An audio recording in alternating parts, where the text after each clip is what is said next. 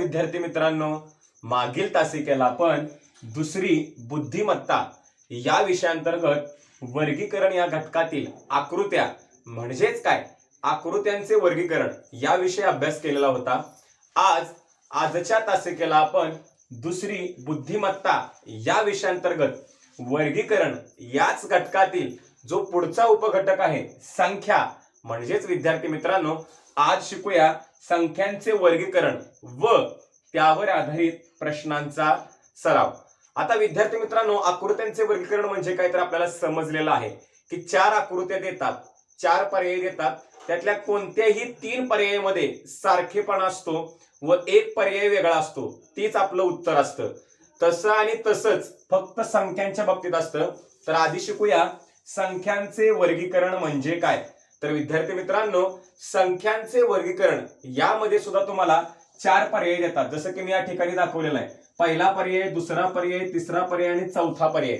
या चार पर्यायापैकी कोणत्याही तीन पर्याय लक्षात घ्या, कोणत्याही तीन पर्यायामध्ये कशाच्या ना कशाच्या बाबतीत सारखेपणा असतो आणि तो सारखेपणा आपल्याला शोधायचा असतो। आणि तीन याच्यामध्ये सारखेपणा शोधल्यामुळं एक संख्या वेगळी पडते आणि जी वेगळी असते तीच गटात न बसणारी म्हणजेच आपलं उत्तर असतं। चला विद्यार्थी मित्रांनो हे दोन प्रश्न पाहूयात, जेणेकरून तुमच्या लक्षात येईल की संख्यांचे वर्गीकरण म्हणजे तरी नक्की काय। चला या ठिकाणी पहिला प्रश्न आपल्याला असा दिलाय बघा। पहिल्या पर्यायामध्ये 4 हा अंक आहे, दुसऱ्या पर्यायामध्ये 8 आहे, तिसऱ्या पर्यायामध्ये 12 आहे आणि चौथ्या पर्यायामध्ये 10 आहे। आता आपण जर नीट निरीक्षण केलं तर बघा 4च्या पाड्यात 4 येतं, 8 हे 4च्या पाड्यात आहे, 12 सुद्धा 4च्या पाड्यात आहे। बघा 4 एक्के 4, 4 दोन्ही 8, 4 त्रिक 12 म्हणजे 4च्या पाढ्यातील संख्येत कोणता पर्याय क्रमांक 1, पर्याय क्रमांक 2 आणि पर्याय क्रमांक 3। मात्र जरा चौथा पर्याय बघा बरं विद्यार्थी मित्रांनो, चौथा पर्याय जो 10 आहे तो 4च्या पाड्यात नाही। बघा 4 एक्के 4, 4 दोन्ही 8, 4 त्रिक 12 म्हणजे 10 हे 4च्या पाड्यात येत नाही। म्हणजेच काय या प्रश्नामध्ये गटात न बसणारी संख्या, याला सूचना काय असते, गटात न बसणारी संख्या शोधा किंवा विसंगत पद ओळखा। मग गटात न बसणारी संख्या कोणती आहे तर ती आहे विद्यार्थी मित्रांनो 10। कारण पहिला पर्याय, दुसरा पर्याय आणि तिसरा पर्याय यांच्यामध्ये सारखेपणा आहे कोणता तर त्या 4च्या पाड्यातील आहेत, परंतु चौथा पर्याय हा नाही, म्हणजेच ही वेगळी संख्या किंवा गटात न बसणारी संख्या, म्हणून या प्रश्नाचं उत्तर पर्याय क्रमांक 4 असं आपल्याला मिळणार आहे। त्यानंतर पुढचा एक प्रश्न बघूया, म्हणजे आपल्याला वर्गीकरण ही संकल्पना चांगली समजेल। बघा पहिल्या पर्यायामध्ये काहीतरी क्रिया दिले, 2 अधिक 2 दिले। त्यानंतर दुसऱ्या प्रश्नामध्ये दुसऱ्या पर्यायामध्ये 3 अधिक 1 ही क्रिया दिलेली आहे। तिसऱ्या पर्यायामध्ये 1 अधिक 4 आणि चौथ्या पर्यायामध्ये 0 अधिक 4। आता आपल्याला बेरीज तर करता येते, आता ज्या अर्थी इथं बेरीज दिली त्यात आपण बेरीज केली पाहिजे। चला बेरीज करूया। मी जर 2 अधिक 2 केलं तर त्याचं उत्तर मला काय मिळतं 4 मिळतं। मी जर 3 अधिक 1 केलं तर त्याचं उत्तर मला काय मिळतं विद्यार्थी मित्रांनो 4 मिळतं। 1 अधिक 4 केलं तर त्याचं उत्तर काय मिळतं 5 मिळतं। आणि 0 अधिक 4 आता तुम्हाला माहित झालं असेल एखाद्या संख्येमध्ये कोणती संख्या असो त्यामध्ये 0 टाकलं तर उत्तर तीच संख्या येते। उदाहरणार्थ 4 मध्ये 0 टाकलेत ना तर त्याची बेरीज 4च मिळणार आहे, कारण शून्याला काय आपण म्हणतो की 0 धरतच नाही आपण, आहे का नाही। 4 अधिक 0 कोणत्याही संख्येमध्ये 0 टाकला तर उत्तर तीच संख्या, 4 मध्ये 0 टाका उत्तर 4च। आता बघा बेरीज केल्यानंतर आपल्याला काय लक्षात आले विद्यार्थी मित्रांनो की इथं उत्तर 4 आले, इथं उत्तर 4 आले आणि चौथ्या पर्यायामध्ये सुद्धा उत्तर 4 आले। म्हणजेच काय पहिला पर्याय, दुसरा पर्याय आणि चौथा पर्याय यांच्यामध्ये सारखेपणा आहे। काय सारखेपणा आहे तर बेरीज 4 येते, बेरीज 4 येते, बेरीज 4 येते।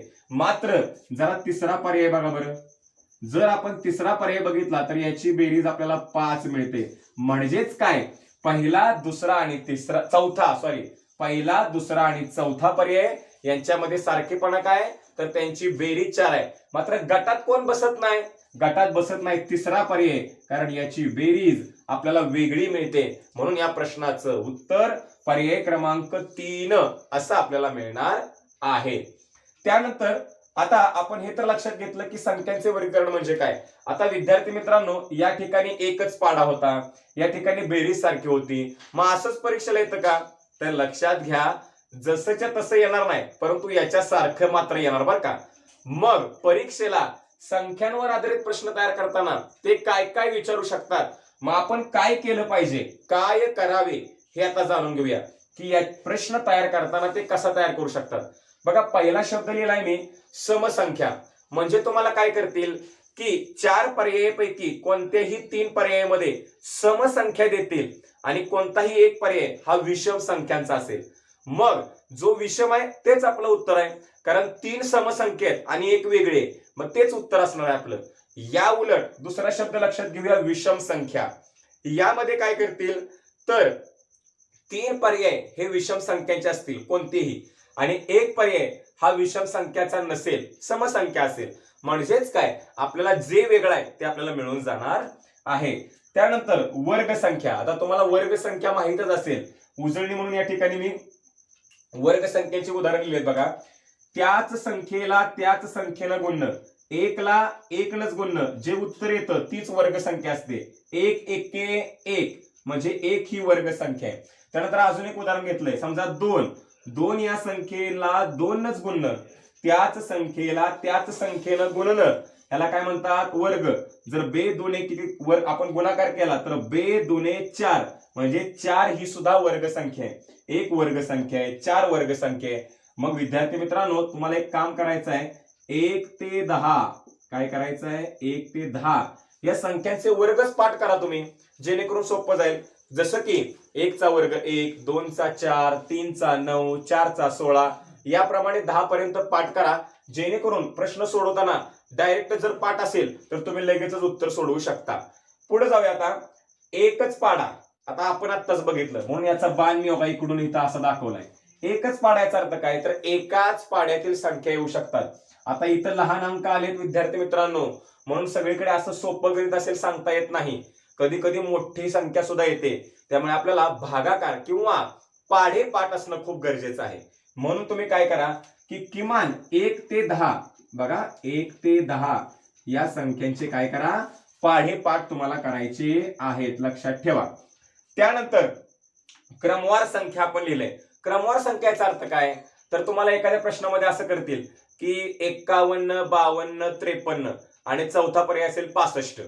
आता 51, 52, 53 या काय येतो, क्रमवार संख्या आहेत. हा झाला सारखेपणा, आणि 65 वेगळी झाली, ते तुम्हाला उत्तर मिळून गेलं.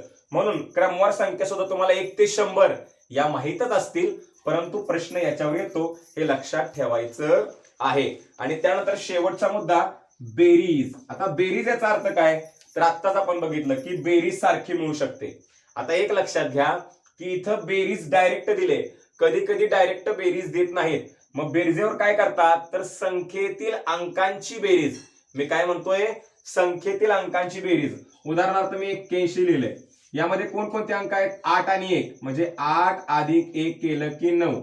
याप्रमाणे जशी 81 ची बेरीज 9 येते, तशी कोणतेही 3 पर्यायाची बेरीज 9 येईल. 9च येईल सांगता येत नाही, कोणतं पण घेऊ शकतात गणित ते. म्हणजेच काय, बेरीज हा फॉर्म्युला इथं वापरताना काय करतात, तर 3 पर्यायामध्ये त्या संख्येतील अंकांची बेरीज सारखी असते, मात्र एका पर्यायामध्ये संख्येतील अंकांची बेरीज वेगळी असते, आणि तेच आपलं उत्तर आपल्याला मिळून जाणार आहे. आता विद्यार्थी मित्रांनो, यावर गणित तरी कसं विचारू शकतात, यावर आधारित लगेचच आता आपण प्रश्नांचा सराव हा लगेचच घेणार आहोत. विद्यार्थी मित्रांनो, आत्ताच आपण संख्यांचे वर्गीकरण म्हणजे काय हा भाग बघितला. आता घेऊयात त्यावर आधारित प्रश्नांचा सराव.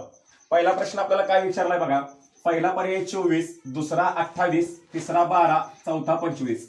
आता आपल्याला लक्षात आलं पाहिजे, जर आपण बघितलं तर याच्या एकक स्थानी 4 आहे, याच्या एकक स्थानी 8 आहे, याच्या एकक स्थानी 2 आहे, याच्या एकक स्थानी 5 आहे.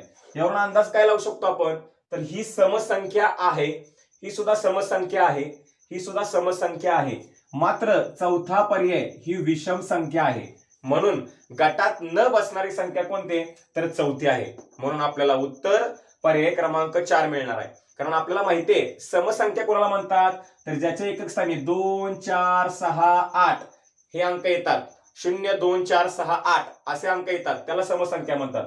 मग ही समसंख्या, ही समसंख्या, ही समसंख्या म्हणजेच काय, पहिला पर्याय, दुसरा पर्याय आणि तिसरा पर्याय यांच्यामध्ये सारखेपण आहे, कारण त्या समसंख्येत.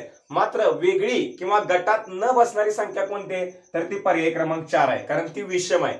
म्हणून वेगळी संख्या किंवा आपलं उत्तर आपल्याला पर्याय क्रमांक 4 असं मिळणार आहे.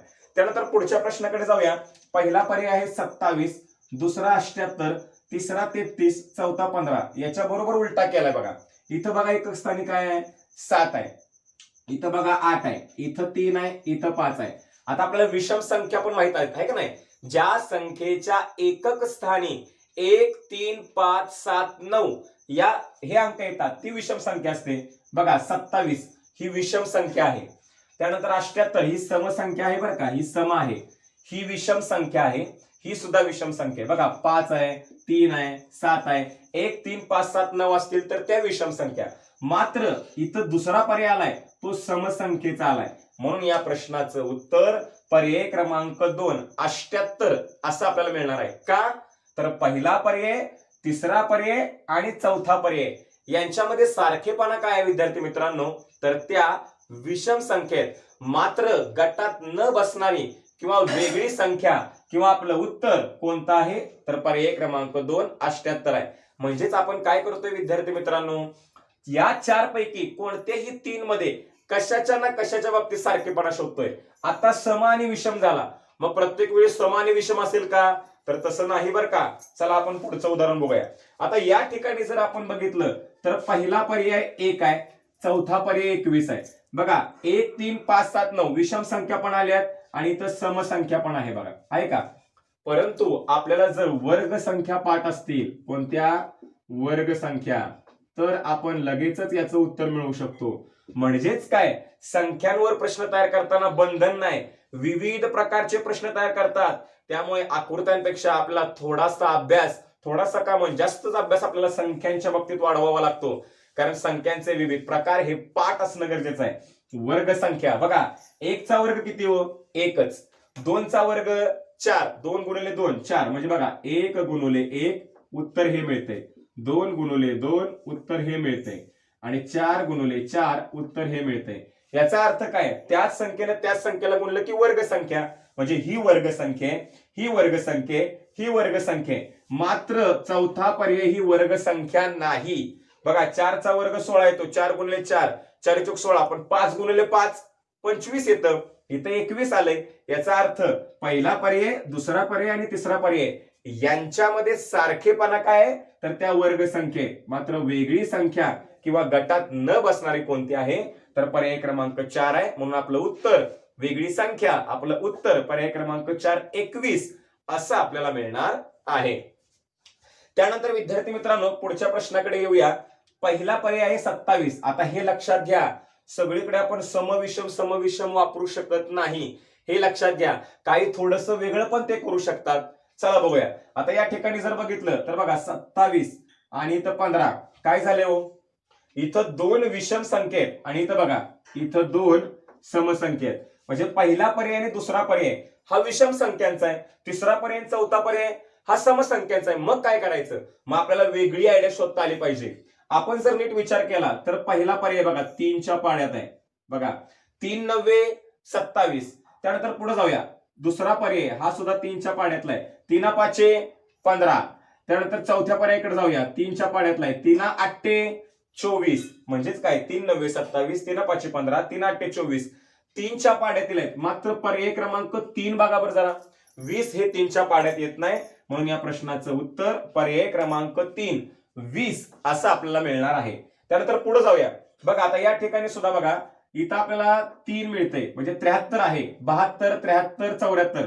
आता जरा वेगळा विचार करा बरं, किती सोपं आले, 72 73 आणि 74 म्हणजे क्रमवार संख्येत. मात्र हे 78 मधनं झाले बघा, 72 73 74 या क्रमवार संख्या आणि वेगळी कोणती आहे तर 78 आहे, कारण 78 खूप लांब आहे त्यांच्यापासून.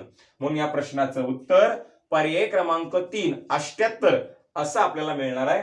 आणि शेवटचा प्रश्न बघा, या ठिकाणी विचार केला तर इथं विषम आहे, इथं विषम आहे, इथं सम आहे. त्यानंतर आपल्याला वाटेल की 3 विषम आल्यात, परंतु आपण जरा वेगळा विचार या ठिकाणी केला पाहिजे. कसा बघा, 3 आणि 3 किती होतात? 6 होतात. 4 आणि 2 किती होतात? 6 होतात. 5 आणि 1 किती होतात? 6 होतात. आणि 2 आणि 1 किती होतात? तर 3 होतात. आता लक्षात घ्या, तुम्ही म्हणणार की सर ही विषम संख्या आहे, त्यानंतर ही विषम संख्या आहे, ही विषम संख्या आहे म्हणून मी उत्तर हे लिहितो. तर कधी कधी जो प्रश्न तयार करतो त्याला वेगळं उत्तर अपेक्षित असतं. बुद्धिमत्तेच्या बाबतीत तेवढं होतं बरं का. तर लक्षात घ्या, याची बेरीज 3 आणि 3 6 आली, याची बघा 4 आणि 2 6 आली, याची बघा 5 आणि 1 6 आली. मात्र चौथा पर्याय याची बेरीज वेगळी आली, म्हणून गटात न बसणारी किंवा वेगळी संख्या पर्याय क्रमांक 4 21 असं आपल्याला मिळणार आहे. अशा प्रकारे विद्यार्थी मित्रांनो, आज आपण वर्गीकरण या घटकांतर्गत संख्यांचे वर्गीकरण पाहिले. याचा अभ्यास करा, सराव करा. धन्यवाद.